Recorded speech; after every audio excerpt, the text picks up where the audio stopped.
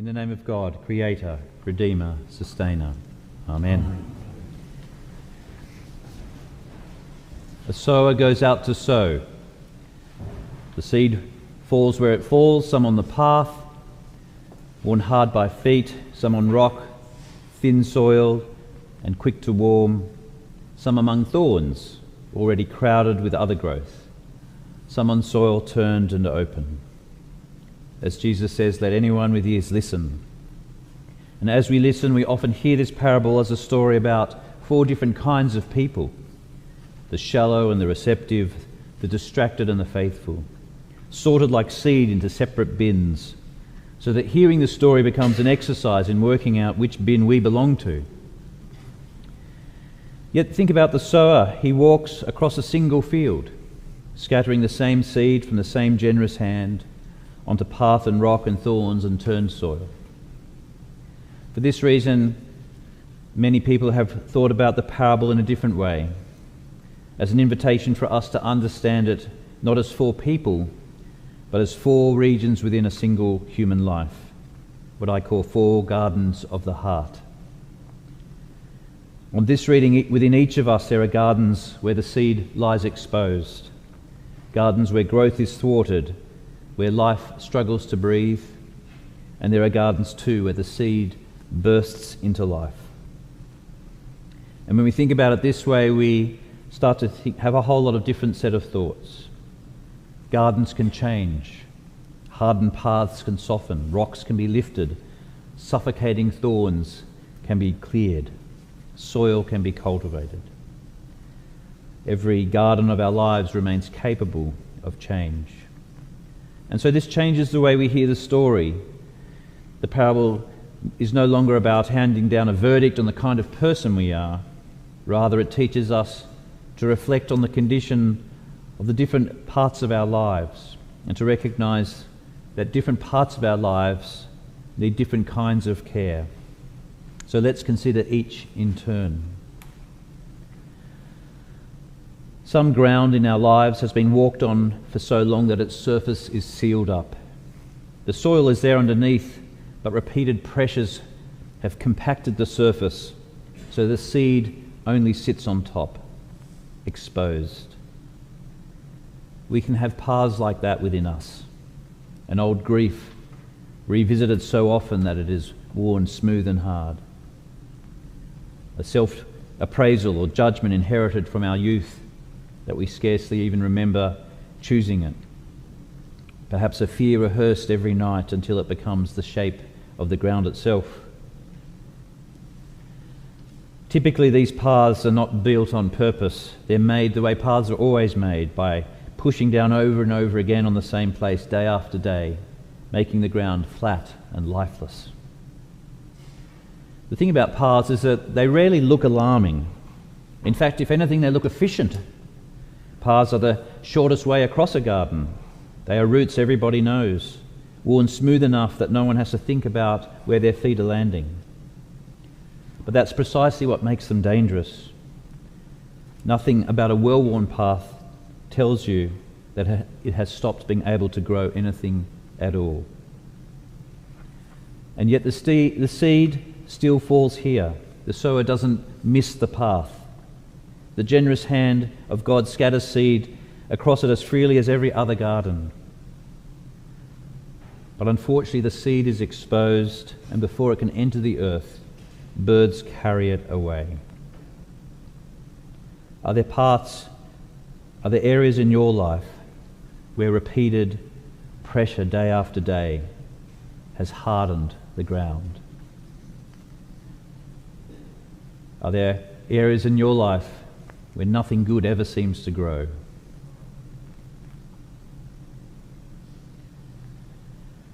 Other ground, other parts of our lives seem just fine, but they're covered in rocks. The interesting thing about rocks, and the parable picks this up, is that they hold the warmth of the day. And so what is sown there grows quickly. It's the sort of garden everybody notices because things emerge there hopeful. But soon enough, the roots encounter the rocks that are also below the surface. Above ground, everything promises life, but beneath the surface, there's nowhere left to grow. So when the sun rises higher and the days grow hotter, the plant has nothing to draw from, and it withers almost as quickly as it began. We know about these sort of parts of our lives, these gardens of our hearts as well. We all have moments, or we remember times when something beautiful has begun. A new friendship perhaps, or a new calling, a new expression of our faith, a new activity we've begun, a new way of seeing the world. And the joy is real, and the hope and the love is real. But all such beginnings eventually need roots deep enough to sustain them. Sometimes things that flourish easily at first can go no further if those roots run into fear or disappointment, old wounds and trauma. So ask yourself, whereabouts in your life have new things sprung up only to eventually wither? What rocks might lie below the surface of your life which keep roots from going deeper?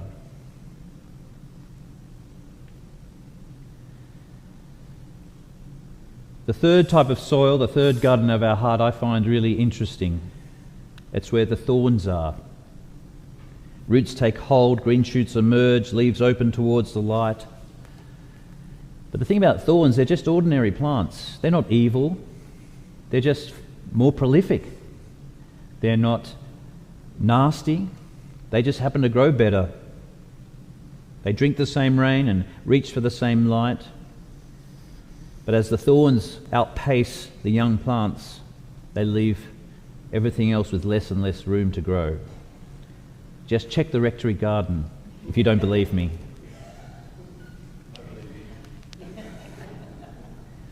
Charles and I weeded the rectory garden at last working bee, so he definitely believes me. Thorns are simply plants as well, competing for the same nutrients. And for me, this is a beautiful and potent image of a crowded life, where responsibilities multiply, possessions accumulate, relationships get more complicated, our calendars feel, our doom scrolling, as they call it these days on social media, becomes more and more prominent. The iPhone tells us how many hours a day we've been on the phone even. And our attention is taken away. And all that attention, all that other activity starts to hem in everything, the other things that should be given attention. And everything in and of itself is usually worthy and justifiable and a good thing in and of itself. Just like the thorns are, they're neutral morally. But when they all add up and accumulate, they overwhelm us. Can you think of places in your life where you are feeling overcrowded, where things that are seemingly good have multiplied so much that you've lost the space and time for other things that really matter? And then we turn to the fourth soil, the good soil. And here too there are surprises in the reading that are often overlooked when we think about this as I said, 4 types of people rather than 4 parts of our own life. And the first thing to think about is that good soil is it doesn't just appear out of nowhere, it's always cultivated. Stones are removed, weeds are pulled out, compost is dug in. And so much also goes on unseen in good soil, doesn't it? Insects and microbes and the sun and the rain. Worms are busy at work. And whole seasons can pass by when nothing appears to happen because life is regenerating beneath the surface. I first learned about this potently in my early 20s from my godfather, John Brummel, who was into organic gardening decades before everybody else, and then hydroponics decades before everybody else, and then aquaponics, again, in the 90s before anybody else was doing it. And one of the things he taught me I never forget was that he planted broad beans in winter, not just because, strangely enough, he enjoyed broad bean soup, strange though that is, But because broad beans, as he explained to me patiently, as an enthusiastic young 20-year-old, they replenish nitrogen in the soil, as do other legumes. And so he was planting something to rejuvenate the soil, to make it better for the spring crop. And if he didn't do that, eventually the ground would run out of nourishment. And what stayed with me was the patience that he showed in that winter planting. The broad beans were doing much more than producing a crop of very poor tasting beans. I really disliked them, I have to say. They're preparing the soil for what came next. And when that soil is prepared, when there is good soil, when there are parts of our lives where things take root and grow and flourish, there's room for the seed to enter, room for roots to deepen and for the plants to flourish. And then Jesus says something astonishing, that the crop produces 100-fold. Jesus starts with the largest, just ridiculous amount, 100-fold, and then some 60 and some 30. The scale of the harvest here just bears simply no resemblance to the tiny seed that first enters the earth. And here's the beautiful part about this imagery, this parable, is that the point is that harvest is going to be more than enough for the person who sowed it. There's enough there for the whole community, for others to be fed. And so when the parts of our lives where we are gifted and we're flourishing and where we do our thing and we do it beautifully and we do it well, they are parts of our lives that are a blessing to others. The abundance flows into the lives of others. And the other beautiful thing to think about here is that what does a harvest of 100-fold produce? 100 times more seed than the original single seed that was put into it. And so if God the sower is sowing, can you see how our lives then produce seeds that continue new batches of sowing? The good soil produces seed for the sower to continue the sower's work.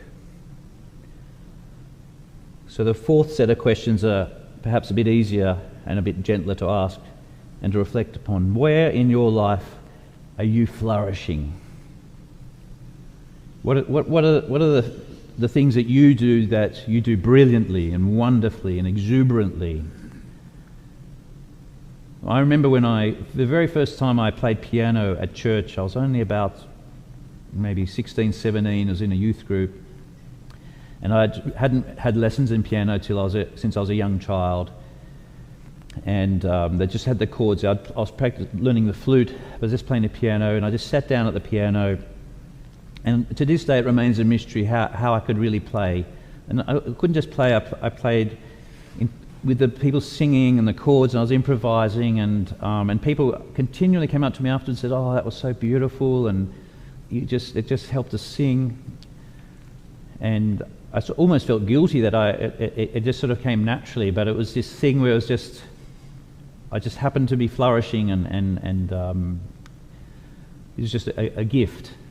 And I'm sure every one of you, if I sat with you, or you sat with the right person and listened to tell the story of your life, you would discover things like this in your life, and hopefully you already know what they are, things which you do, and you do brilliantly.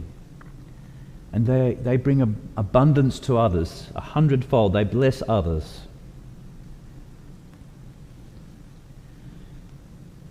So if we step back and think about our lives in this way, our complex lives, we have a much more complicated picture, don't we? But it's also more realistic. We have things where we are flourishing and things where we are floundering. That's absolutely the story of my life. Some parts of our lives are a huge blessing to others, and other parts just seem to create burdens that others have to bear. We can fantasize and wish that all parts of our lives were good, or we can pretend that they are, that everything is going well, that's alive and fruitful. But the parable pushes us to think in a different way, to acknowledge that we may be rich in our friendships, have rich earth in our friendships but rocky ground in our faith. We might have good soil in our marriage, but our workplace is crowded by thorns, whatever shape it takes in your life. There may be parts of your life you've spent decades cultivating, and they nourish a whole community, but you have other areas of your life that are inert and resistant to the change you long for. This parable invites us to consider our whole life. And that's an invitation in that. There's a gift in this invitation to consider our whole life, because we don't have to pretend that our whole life is flourishing. There's no shame in recognizing that there are places in our heart that remain hard or shallow or entangled. These are the places which show us where cultivation is still needed. All of these, they're all of us. And there's no shame, as I said, in recognizing that. And more so, the unfinished and unresponsive gardens of our heart, they don't cancel out the fruitful ones. Sometimes people struggle to celebrate their achievements because they're so aware of their shortcomings. But it doesn't work that way. The hard stuff doesn't cancel out the fruitful stuff. And the fruitful stuff doesn't disguise areas still needing work. I love this parable, as you can see, and I think it's such a rich, evocative imagery of our life before God. And that takes me back to the one constant of all the gardens. What's the one thing that binds the gardens together? Well, it's not a what, it's a who. It's the sower. God the sower. I just love this imagery of God the sower, just walking through every part of our lives, day after day after day, lavishly scattering seed, scattering hope and life and invitations, lovingly, life-giving seed, no matter where it lands, from the same generous hand, full of hope, full of life, full of potential, who just keeps on sowing and sowing and sowing, no matter where it lands.